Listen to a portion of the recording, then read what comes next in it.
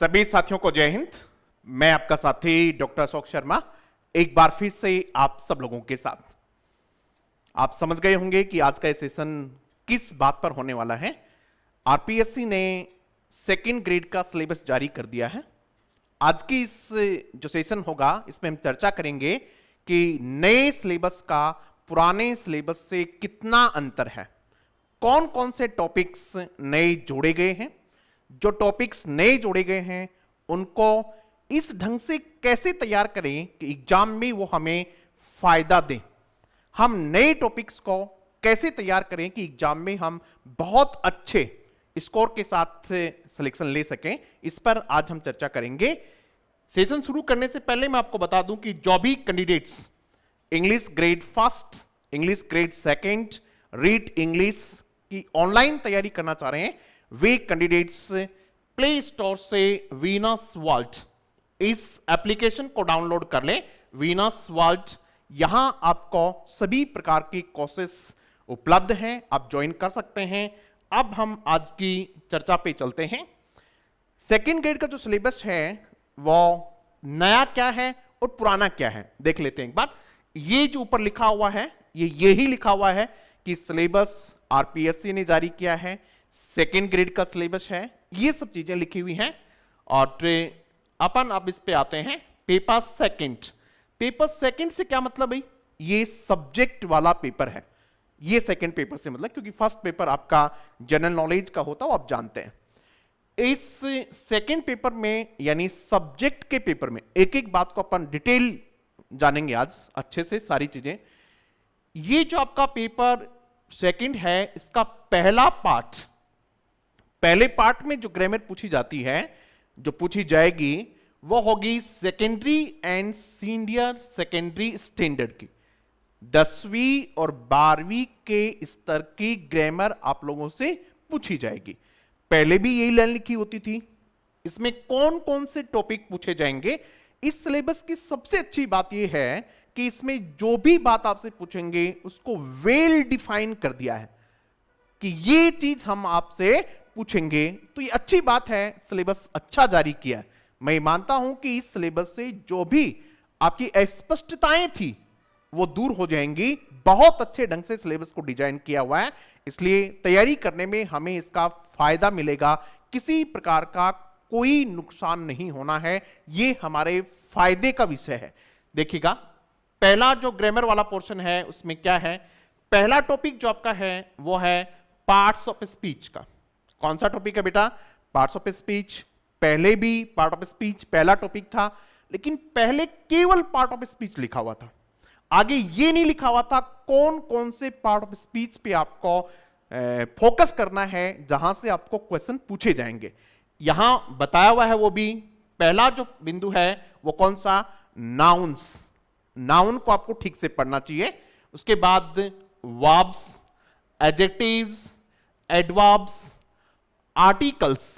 पहले के सिलेबस में जो पुराना सिलेबस था उसमें आर्टिकल को अलग से मेंशन नहीं किया हुआ था, अलग से उसका जिक्र नहीं किया हुआ था। यहां स्पष्ट लिख दिया कि आपको आर्टिकल्स के क्वेश्चन पूछे जाएंगे।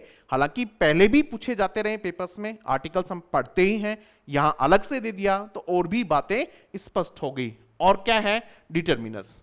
आपको पार्ट ऑफ स्पीच में केवल और केवल इन्हीं पे फोकस करना है, इनसे बाहर नहीं जाना है। समझ में आ गई बात? चलो, दूसरा बिंदु क्या है?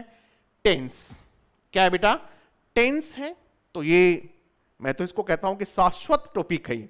कोई भी एग्जाम होगी इंग्लिश की, आपको टेंस पूछेंगे ही पूछेंगे।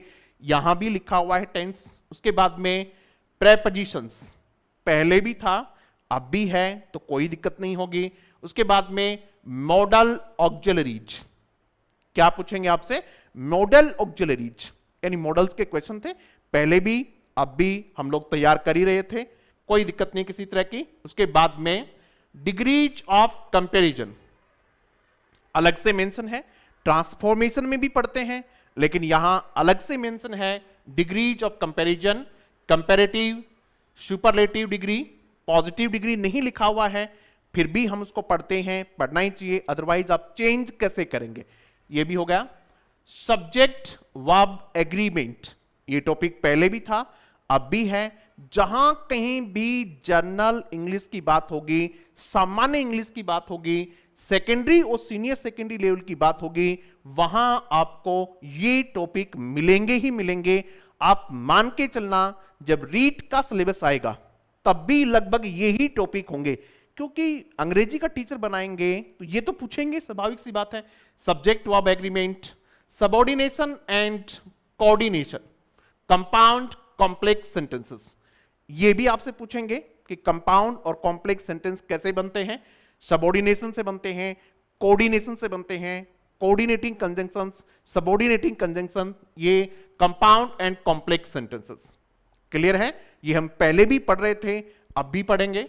उसके बाद में कंडीशनल सेंटेंसेस, कंडीशनल सेंटेंस पहले भी टॉपिक में था, सिलेबस में था, अब भी है, यानी यहां तक कोई बड़ा परिवर्तन नहीं है, वही चीजें हैं जो आप लोग अभी तक पढ़ते आए हैं। इसलिए किसी भी बच्चे को डरने घबराने की कोई आवश्यकता नहीं है, वही सिलेबस है जो आपने पहले पढ़ा। चेंज कहां है?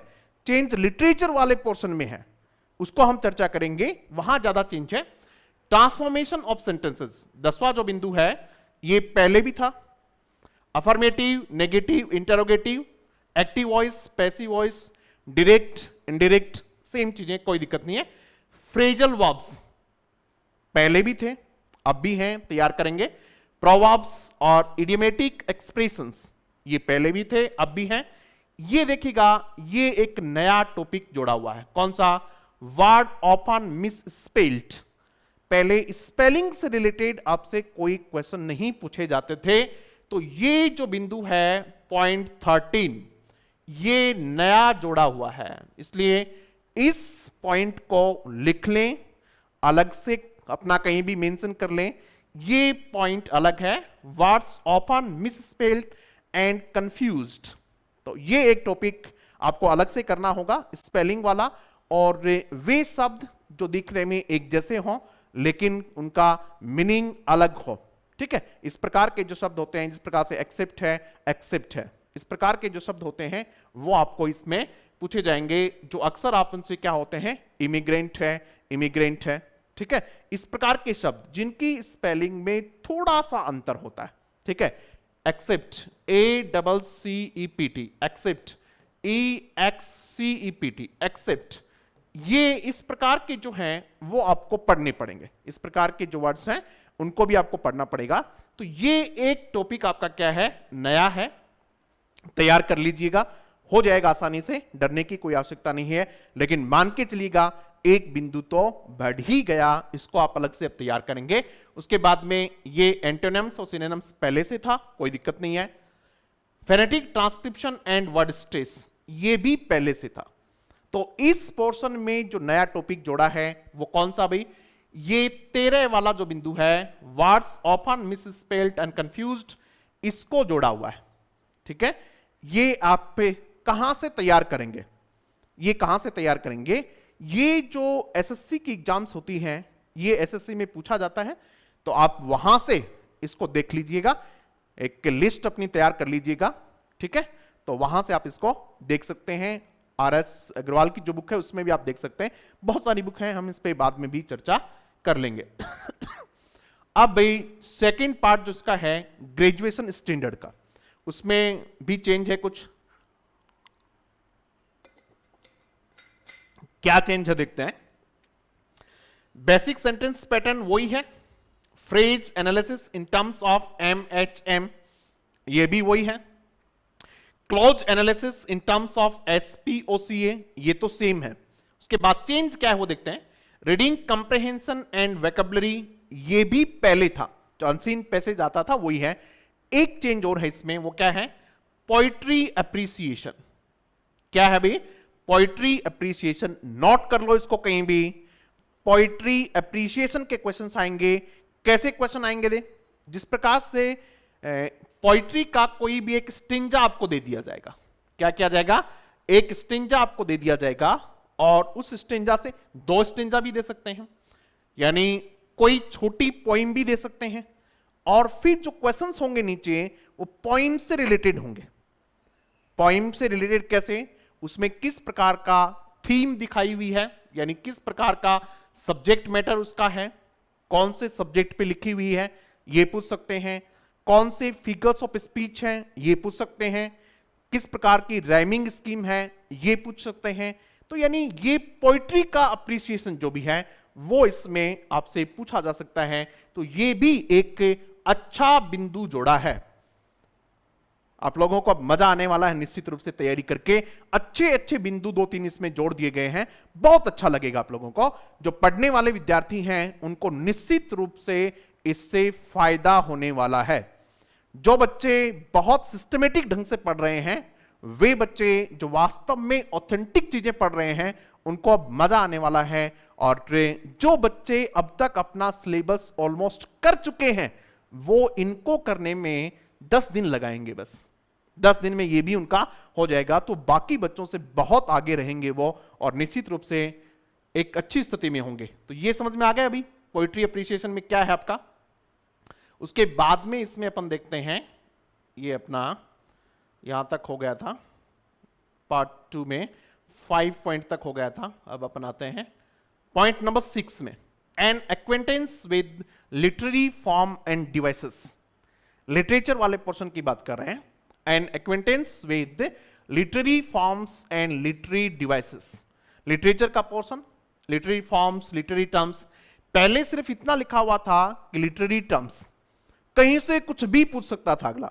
अब आप लोगों को थोड़ा सा सुविधा हो गई है कि आपको ऐसे डरना नहीं कि क्या पूछेगा। आपको बता दिया कि भाई लिटरेरी फॉर्म्स में हम ये चीजें पूछने वाले हैं। क्या क्या पूछने वाला देखिएगा, आपसे ओड पूछेगा। क्या पूछेगा आपसे? ओड। ओड के बारे में आपको डिटेल स्टडी करनी होगी। उसके बाद में आपसे एलेजी पूछेगा, आपसे सोनेट पूछेगा, एपिक या फिर मॉक एपिक, पॉइंट दे दिए हैं आपको। उसके बाद में dramatic monologue, ballads, alliteration, hyperbole, simile, metaphor, personification, satire, irony और ओनोमेटोपिया। यानी इसमें फिगर्स ऑफ स्पीच और जो लिटरेरी फॉर्म्स हैं वो दोनों इसमें आ गई हैं। ये चीजें आप लोगों को पढ़नी है। अब हमारे वीनस जान रहे होंगे कि उनको हमने अभी लिटरेचर करवाया है 1-2 दिन पहले ही, तो जान रहे होंगे कि सर बिल्कुल वही चीजें हैं जो आपने करवाई हैं, सिस्टेमेटिक ढंग से वही है। हमने भी आप लोगों को ये सारी चीजें, इनमें से एक भी ऐसा पॉइंट नहीं है जो आपको नहीं करवाया हो। निश्चित रूप से बहुत डिटेल हमने आप लोगों को करवा दिया है। और आप लोगों को सिलेबस देख के अच्छा लगा होगा कि निश्चित रूप से हम बहुत अच्छी स्थिति में हैं। तो ये आप कर लीजिएगा। कहां से करें?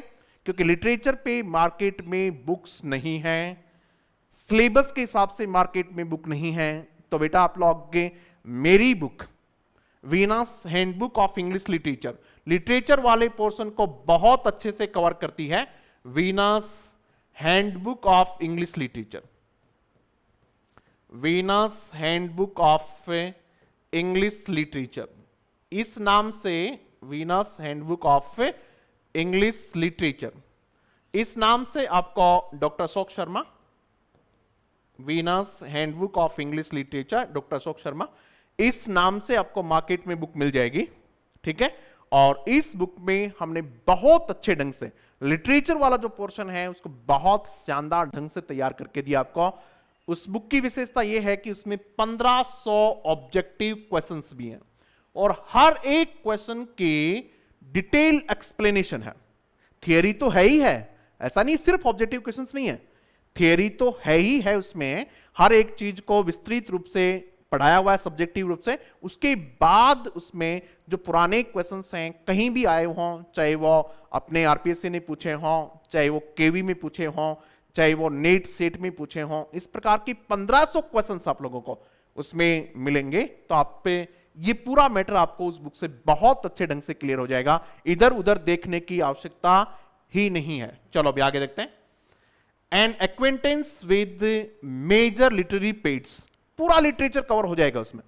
ये भी मेजर लिटरेरी पेड्स भी, मोमेंट्स भी, सब चीजों को अलग अलग ढंग से करके दिया हुआ है। मेजर लिटरेरी पेड्स, रेनेसा, रेनेसा की कल परसों हमने क्लास की थी आप सब लोगों के साथ, वहीं से हमने इसको शुरू किया था। पहला पॉइंट क्या है? रेनेसा ही है। आप सब जानते हैं कि लिटरेचर को कितना अच्छे ढंग से पढ़ने की आवश्यकता है। मेटाफिजिकल पॉइंट्स ये भी हमने किए, Jacobean, neoclassical, romantic, Victorian, modern और पोस्ट मॉडर्न। पोस्ट मॉडर्न तक इन लोगों ने पूछा है। तो यहां आपको बहुत गंभीरता से, अक्सर क्या होता है कि टीचर जो ग्रामर वाला पोर्शन है उस पर बहुत ज्यादा फोकस करते हैं, उसमें भी एक दो टॉपिक पर बहुत ज्यादा फोकस करते हैं। बच्चों के भी यही होता है, क्योंकि लिटरेचर उन्होंने ग्रेजुएशन के दौरान बहुत अच्छे ढंग से पढ़ा नहीं। जब उन्होंने बीए एमए की तब उन्होंने ज्यादा पढ़ा नहीं, पढ़ा तो भी ये पोर्शन नहीं पढ़ा। सिलेबस में जो 2-4 पोइम थी वो पढ़ ली, ये नहीं पढ़ा। तो ये उनके लिए नया हो सकता है बिल्कुल, लेकिन आसान है, डरने की जरूरत नहीं है। सब बहुत आसान है, लेकिन पढ़ना ऑथेंटिक, बहुत ऑथेंटिक कंटेंट हो वही तैयार करना, अदरवाइज फिर ये परेशान कर देगा। उसके बाद में an acquaintance with literary moments. Literary moments ये पहले भी थे, लिटरेरी मोमेंट्स पहले भी थे, तो वही है सेम। पहले नाम नहीं दिए हुए थे इनके, अब इनके नाम भी दे दिया। रोमांटिसिज्म, गॉथिक, गॉथिक रिवाइवल नाम से आपसे पूछेंगे, गॉथिक। उसके बाद में प्री रेफेलाइट मोमेंट, रियलिज्म, बहुत शानदार चीजें हैं। अब आप लोगों को लिटरेचर थोड़ा गहराई से पढ़ना पड़ेगा। जो चेंज है वो पूरा यही है। सेकेंड ग्रेड में जो चेंज किया हुआ है वो पूरा लिटरेचर में ही चेंज किया हुआ है। और लिटरेचर के लिए आप लोगों को बहुत अच्छे कंटेंट की आवश्यकता पड़ने वाली है। Yes, existentialism, stream of consciousness, symbolism, modernism, post modernism. कई बच्चों को तो ये बिल्कुल नए नाम सुनाई दे रहे होंगे कि सर अब ये क्या लफड़ा डाल दिया। ये आसान है बेटा, कोई डरने की जरूरत नहीं है, बहुत अच्छी चीजें हैं। आप पढ़ेंगे तो आपको लगेगा कि वास्तव में ग्रामर को अलावा भी बहुत सारी चीजें हैं जो आपको पढ़नी चाहिए। अच्छी चीजें हैं, पढ़ने वाले बच्चों को इसमें फायदा होने वाला है। उसके बाद में ये आपका इंडियन लिटरेचर है। क्या बेटा? Indian literature. पहले क्या था? पहले ये था कि इंडियन लिटरेचर सिर्फ नाम दे दिया था और कितना पढ़ें बहुत गहरा था, किस किस को पढ़ें। अब क्या किया है कि उन्होंने बाकायदा स्पेसिफाइड पोइट्स, ड्रामेटिस्ट के नाम दे दिए। आपको उनको ही पढ़ना है, सिर्फ उनको ही पढ़ना है। किसको पढ़ना है? रविंद्रनाथ टैगोर। अपनी जो बुक है उसमें मैंने इन सभी को कवर किया है, इनमें से एक भी नहीं छोड़ा है, सबको कवर किया है। और वो भी किस माध्यम से? क्वेश्चन आंसर्स के माध्यम से। रविंद्रनाथ टैगोर जी पे जितने भी क्वेश्चन बन सकते हैं वो सभी क्वेश्चन बनाए, फिर उनकी एक्सप्लेनेशन की नीचे, यानी एक एक चीज आपको बहुत डिटेल से एक्सप्लेन की हुई है। इसलिए ये बहुत मजा आने वाला आपको किताब पढ़ के भी और अब इस हिसाब से तैयारी करके भी। मुल्क राज आनंद को पढ़ना है, आर के नारायण को पढ़ना है, सरोजनी नायडू को पढ़ना है, तरुदत्त को पढ़ना है, इसको तोरुदत्त नहीं कहेगा कोई भी, नसीम एजकिल को पढ़ना है, रस्किन बॉन्ड को पढ़ना है, नसीम एजकिल, रस्किन बॉन्ड, अरुण कोलटकर। ये सारे वो हैं जो आप लोगों को पढ़ने चाहिए। नाम दे दिया स्पष्ट। बच्चों को दिक्कत यही है कि भाई अब इनको तैयार करेंगे, हाँ करना ही चाहिए। अनिता देसाई, उसके बाद में शशि देशपांडे, कमला दास, यस, जयंत महापात्रा, अमिताभ घोष, ठीक है, मंजू कपूर और अरुंधति रॉय। ये सारे इंडियन लिटरेचर जो है ये आपको पढ़ना पड़ेगा। तो आप बताइए भी आसान हुआ या मुश्किल हो गया? ये जो आपका सिलेबस ये आसान हुआ या मुश्किल हो गया? मुझे तो लगता है आसान हुआ है, क्योंकि पहले ये नहीं पता था कहां से क्वेश्चन आएगा, अब स्पष्ट है यहां से क्वेश्चन आएगा। इसलिए बच्चा बहुत अच्छे ढंग से इनको क्या कर सकता है? तैयार कर सकता है। पहले उसको लगता था कि भाई तैयार करूं या नहीं करूं, करूं या नहीं करूं। हमने शशि देशपांडे को उसमें बच्चों को करवा रहे हैं, शशि देशपांडे भी। कई बच्चों कह रहे थे सर शशि देशपांडे का नाम ही नहीं सुना आज तक, ये आएगा या नहीं आएगा, क्यों पढ़ा रहे हो, क्या नहीं पढ़ा रहे हो। अब पता होगा कि भाई सारी चीजें ये आने वाली। उसके बाद में टीचिंग मेथड्स, इसमें कोई चेंज नहीं है। टीचिंग मेथड्स वाले में कुछ भी चेंज नहीं है, सेम है जो पहले था वही है। तीसरा पार्ट है ये grammar translation method, direct method, structural method, audiolingual method, CLT, communicative language teaching. कोई भी एग्जाम दे लो आप, आपसे CLT का क्वेश्चन जरूर पूछेंगे, चाहे आप सेकेंड ग्रेड की दे रहे हैं, चाहे आप रीट प्री के दे रहे हैं, अभी रीट मेंस का नहीं आया है, लेकिन पूरे दावे के साथ कहते हैं कि सीएलटी उसमें भी आएगा, क्योंकि सीएलटी तो पूछेंगे आप। उसके बाद में teaching prose poetry grammar composition, basic principle of second language teaching, selection gradation presentation and testing. तो ये सारी चीजें थी जो आपको सिलेबस में तैयार करनी थी। आप लोग बहुत अच्छे ढंग से इनको तैयार कर सकते हैं, किसी को किसी प्रकार के डरने की आवश्यकता नहीं है। बाकी वही चीजें हैं सारी की सारी, कौन सी, कितने मार्क्स का पेपर होना है, कितना समय आना है, कितने क्वेश्चंस आने हैं, मल्टीपल चॉइस वाले क्वेश्चंस होने हैं, बाकी सभी चीजें सेम हैं और कोई ज्यादा है नहीं। तो इस प्रकार से आप लोग अपनी तैयारी नए सिलेबस के अनुसार शुरू कर दें, बहुत अच्छे ढंग से शुरू कर दें। एक बात और, अब जब आपका सिलेबस आ गया है तो आप मान के चलिएगा 2-4 दिन में आपको एग्जाम की डेट भी मिल जाएगी। इसलिए अपनी तैयारी को बहुत अच्छे ढंग से चरम सीमा तक पहुंचाओ, बहुत अच्छे ढंग से तैयार करो, सिस्टमेटिक ढंग से तैयार करो, रणनीति बना के तैयार करो। Thank you very much.